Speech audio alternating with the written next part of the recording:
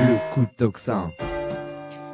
Et aujourd'hui, le nouveau coup de tocsin de notre nouveau chroniqueur, Thomas Sérafine. Bonjour Thomas Sérafine. Bonjour Clémence, nouveau, je suis déjà 51 ans que j'existe sur cette planète. Est-ce qu'on peut parler de nouveauté? Bon, alors de quoi vous nous parlez aujourd'hui? Aujourd'hui, d'une interrogation existentielle. C'est très personnel, mais je me livre à vous aujourd'hui, allez-y, on vous ce écoute. matin. L'autre matin, seul dans ma cuisine, à écouter la radio, sur mon tocsin. Non, bizarrement, c'était une autre station radiophonique. Face à un paquet de quinoa équitable, doutant du mode de cuisson de cette pseudo-céréale qui possède, nous assure-t-on, toutes les vertus, sauf celle d'avoir su préserver la civilisation précolombienne dont elle était pourtant l'aliment de base. À me demander s'il fallait la plonger dans l'eau bouillante ou la porter à ébullition, l'auditeur ne le saura jamais, ne l'apprendra jamais au cours de cette chronique, rassurez-vous. Et j'ai eu cette réaction incontrôlée suite à un reportage strasbourgeois. Un sonore sur les écluses de voirie construites pour permettre aux automobilistes roulant en sens inverse sur une seule voie de se croiser en s'engageant, vous savez, sur des créneaux de côté. Alors, mais pourquoi roule-t-il sur une seule voie, me demanderez-vous, Clémence? Alors oui, pourquoi? Et pourquoi?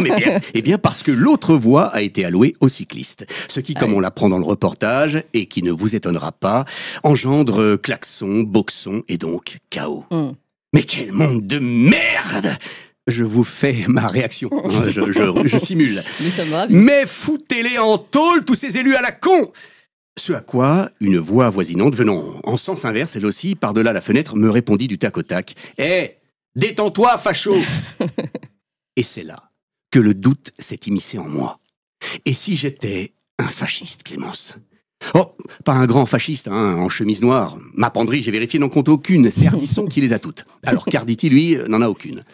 Alors, si je peux me permettre, Clémence, de m'arrêter un instant sur cette micro-blague, Ardisson, Arditi, qui passe totalement à l'as, si l'on ne se souvient pas que la chemise noire était d'abord le symbole de ces commandos transalpins, ces troupes de choc appelées Arditi, en référence à l'Eurodas, Ardito en italien, qui a été repris ensuite par les fascistes, évidemment, et à ne pas confondre avec Arditi del Populo, qui sont eux devenus, en réaction aux Arditi, des milices antifascistes. Alors, l'histoire est un tel bordel, Clémence. Oui, en effet. Alors, facho or not facho. Eh bien, j'ai fait le test. J'ai pris une feuille, un crayon, et j'ai noté tout ce qu'un militant antifa de salon pourrait me reprocher. À commencer par prendre une feuille et un crayon. Eh ben oui, j'écris pas sur mon téléphone. Qu'est-ce à dire? Je refuse les outils connectés, je rejette la modernité, le progrès, l'égalité, donc fasciste. Alors, commençons et faisons le test. D'ailleurs, vous pouvez le faire avec moi si vous le voulez, Clémence. Oui, moi je suis mal parti à mon avis. Mais... Alors, cas d'école numéro 1. Dans un transport en commun, un enfant se met à hurler sous vos yeux, frappant rageusement des pieds parce qu'un parent 1 ou 2 lui a repris son iPhone 12 sur l'écran duquel le chérubin scrollait des vidéos TikTok. Alors, réponse A. Vous vous sentez en empathie avec la détresse affective et la violence que subit l'enfant du fait de cette privation? Réponse B, vous ressentez une envie furieuse de lui balancer une petite torgnole, bien sûr, à la place des parents démissionnaires, que la seule présence d'un groupe d'ados visiblement adeptes de MMA vous fait renoncer. Et C, vous ne prenez pas les transports en commun, ça pue trop la pisse. Ah, c'est dur là. On verra. Cas numéro 2. À l'approche du hall de la gare du Nord à Paris, un attroupement de personnes chamarrées vous propose à l'achat toute substance psychotrope, psychoactive, analgésique, neuroleptique. Réponse A. Vous louez la dérégulation d'un système trop cadenassé de délivrance de médicaments, permettant ainsi à toute une nouvelle population d'auto-entrepreneurs de réussir par eux-mêmes. Réponse B, vous ressentez une envie furieuse de délocaliser tout ce petit commerce au Salvador, où la police du président Nayib Bukele a l'air de posséder des méthodes assez performantes, voire perforantes. C, vous ne passez jamais par le hall de la gare du Nord, ça pue trop la pisse. Après une centaine de questions du même acabit, desquelles une majorité de réponses C apparut, le constat fut sans appel, Clémence. Cogito facho sum.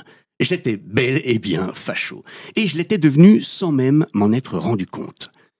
Par ma foi, il y a plus de 40 ans que je fais du fascisme sans que j'en susse rien. J'étais devenu le monsieur Jourdain du fascisme. Quelle horreur! Vite, condamnation, prison, non plaisante, ça ne marche pas. Autodéportation ou mieux, euthanasie pour motif de déchéance cognitive et psychologique contraire aux valeurs républicaines. Après l'effroi et le quinoa, froid lui aussi, dont l'absorption aura eu au moins comme effet bénéfique de désenflammer mon état d'agitation, je me pris à relativiser. Je suis facho. Et ce n'est peut-être pas grave, après tout. Nous sommes peut-être tous le facho d'un autre, et puis, à entendre les antifas, nous serions même tous en voie de fascisation. Et il n'existerait d'ailleurs pas un fascisme, mais des fascismes. 1001 nuances de fascisme et de fascistes. Fascinant, n'est-ce pas? Celui qui tient la porte à une demoiselle, le fasciste galant. Il reproduit un schéma patriarcal en tentant d'imposer sa temporalité surannée à autrui et en s'accaparant le contrôle de l'espace public. On trouve aussi le fasciste culturel, qui aime les classiques. Molière, Racine, Hugo, et qui de ce fait valorise des mâles cis, morts, blancs, souvent hétéros et forcément problématiques, si l'on creuse un peu. Le fasciste calligraphique, qui, on l'a vu précédemment, opère par élitisme graphique, associé à un révisionnisme sous-jacent, oui, le crayon s'efface, volonté de réécriture de l'histoire, voilà. Donc, j'aurais dû voir les signes venir. Les signes de mon auto-radicali-fascisalisation, c'est impossible à dire, et me rappeler avoir dit au moins une fois « La République, oh, c'est pas que des valeurs, c'est aussi un peu d'ordre ». Avoir osé penser que la police ne méritait pas d'être systématiquement traitée comme une bande de PD ou de SS, ou les deux à la fois, d'avoir souhaité que mes enfants n'apprissent pas la sexualité plurielle dès la maternelle, mais je n'ai pas été assez attentif. Si bien qu'aujourd'hui, je suis devenu aux yeux de tous ces tireurs à l'arc républicains un facho, un fasciste. Pire, un fachoïste. Une sorte de facho mou qui n'assume pas. Un pseudo-fasciste à moustache mal taillée, à vélo électrique parfois, un fasciste Stan Smith. Le genre de fasciste qui trie ses déchets sans savoir vraiment pourquoi, mais qui trouve que la liberté d'expression, ça vaut aussi pour les blagues ratées. Oui, voilà où nous en sommes. Si le crayon est réactionnaire, la gomme totalitaire et le papier du papier mâché idéologique, alors c'est officiel. Je suis fachoïste à l'encre bleue, Clémence. Mais, par chance paradoxale, il se trouve que mes contempteurs sont également ceux qui prônent le vivre ensemble. Et aux dernières nouvelles linguistiques, je fais partie de l'ensemble. Tant mieux pour moi. Il va donc bien falloir qu'ils cohabitent avec ceux de mon espèce. Ou alors, ils se réfèrent peut-être à la définition mathématique de l'ensemble, à savoir plusieurs éléments qui possèdent en commun des propriétés qui les caractérisent. Ce qui, vous l'avouerez, est tout de suite plus réducteur. Par exemple, le vivre ensemble d'un ensemble composé de gauchistes, ça ressemble moins à ensemble, mais plus à un sous-ensemble d'hommes. Et je n'ai pas dit un ensemble de sous-hommes, attention. Ouais. Ah, quel bordel les mathématiques, Clémence. Alors pour finir, je dois vous avouer que, premièrement, le quinoa, il m'arrive d'en manger. En salade avec des betteraves, des petits pois, de la menthe, de la coriandre. La coriandre, hein, j'insiste pour les enfants qui, j'en doute, seraient à l'écoute. Hein, on dit bien là et pas le coriandre.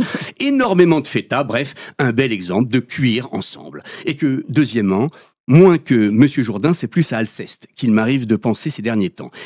De nos jours, son intransigeance ne ferait pas de lui un misanthrope. Non, il serait lui aussi, à coup sûr, un fasciste. Je veux qu'on soit sincère et qu'en homme d'honneur, on ne lâche aucun mot qui ne parte du cœur. Molière, ancien humoriste, fasciste probable. À la semaine prochaine, Soum Soum Corda. Merci beaucoup Thomas Sérafine. Et l'avantage, c'est qu'on est tous fascistes ensemble et c'est déjà une bonne nouvelle. Merci Thomas Sérafine. Chers amis, merci. On vous l'avait promis et ça y est, on se développe, on ouvre de nouvelles émissions. Vous avez déjà connu et rencontré les Tintins pour leur nouvelle émission des Tintins qui marche très fort. Évidemment, l'émission d'André Berkoff. Cette semaine sort une nouvelle émission scientifique où on va tenter de poser de véritables questions sur des débats scientifiques qui ne sont pas fermés, contrairement à ce que on veut nous faire croire. Donc pour toutes ces émissions et encore d'autres, comment reprendre le pouvoir politique aussi, une autre émission à suivre, et puis des émissions historiques, géopolitiques et bien d'autres qui vont arriver. Il nous faut de la place parce que évidemment la première chaîne est déjà très prise par toutes les émissions et diffusions du matin notamment. Donc il faut qu'on ouvre une nouvelle chaîne et il faut que vous suiviez le mouvement surtout et que vous ayez tout de suite vous abonner à la nouvelle chaîne. Il faut aussi en parler à tout le monde. On compte vraiment sur vous parce que si on veut ouvrir ces nouvelles émissions, il faut que vous suiviez le mouvement et vraiment que vous alliez vous abonner tout de suite à la nouvelle chaîne YouTube. C'est pas compliqué, c'est gratuit, ça se fait en 2 clics. On vous met tout de suite le lien, là, pouf, il apparaît. Le lien, vous pouvez vous abonner. C'est Toxin Plus, c'est ça, la nouvelle chaîne YouTube, Toxin Plus, pour toutes les émissions de l'après-midi. Donc, vous pouvez la trouver sur Toxin-Plus en lettres majuscules ou tout simplement, on va vous mettre le lien et vous cliquez immédiatement. Je vous fais confiance. Allez-y tout de suite. 1, 2, 3, Toxin Plus, allez-y.